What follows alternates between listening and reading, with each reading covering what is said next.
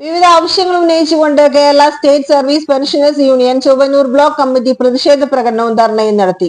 Block committee നേതൃത്വത്തിൽ അക്കികാവ് സെന്ററിൽ നിന്ന് ആരംഭിച്ച പ്രകടനം കടവൂർ പഞ്ചായത്ത് ഓഫീസിന് മുന്നിൽ സമാപിച്ചു. തുടർന്ന് നടന്ന ധർണ യൂണിയന്റെ ജില്ലാ കമ്മിറ്റി അംഗം ആന്റണി ജോസഫ് ഉദ്ഘാടനം ചെയ്തു.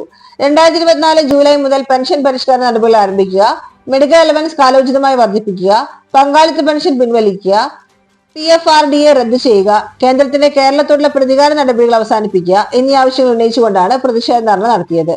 യോഗത്തിൽ ബ്ലോക്ക് പ്രസിഡന്റ് ശ്രീധരൻ മാസ്റ്റർ അധ്യക്ഷത വഹിച്ചു. സെക്രട്ടറി ചാക്കോച്ചൻ മാസ്റ്റർ, രക്ഷാധികാരി ഉണ്ണികൃഷ്ണൻ മാസ്റ്റർ, ജില്ലാ കമ്മിറ്റി അംഗം തോമസ് മാസ്റ്റർ, ഹരിനാരായണൻ, ഫ്രാൻസിസ് എന്നിവർ സംസാരിച്ചു. യോഗത്തിന് ജോയിന്റ് സെക്രട്ടറി ശക്തിധരൻ മാസ്റ്റർ സ്വാഗതവും ആലീസ് ടീച്ചർ നന്ദിയും പറഞ്ഞു. ജീവനക്കാരുടെ പണിമുടക്ക് ചർച്ചയിലൂടെ പരിഹരിക്കണമെന്ന് ആവശ്യപ്പെട്ടു.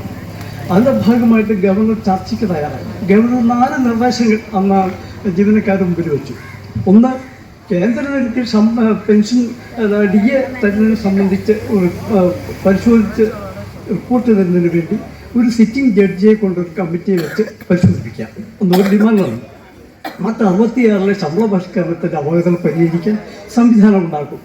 മറ്റ് ശിക്ഷാ നടപടികൾ പിൻവലിക്കും. മറ്റൊന്ന്, അതാത് കാലങ്ങളിൽ ജീവനക്കാരിൽ ഉണ്ടാകുന്ന പ്രശ്നങ്ങൾ പരിശോധിക്കാൻ വേണ്ടി ഒരു കൺസൾട്ടേറ്റീവ് കമ്മിറ്റി വയ്ക്കും തുടങ്ങിയ 4 നിർദ്ദേശങ്ങൾ ഗവർണർ വെച്ചു. ഇത് സ്വീകരിച്ചുകൊണ്ട് 12-ാം ദിവസം അനിശ്ചിതകാല പണിമുടക്ക് അവസാനിക്കുകയായിരുന്നു.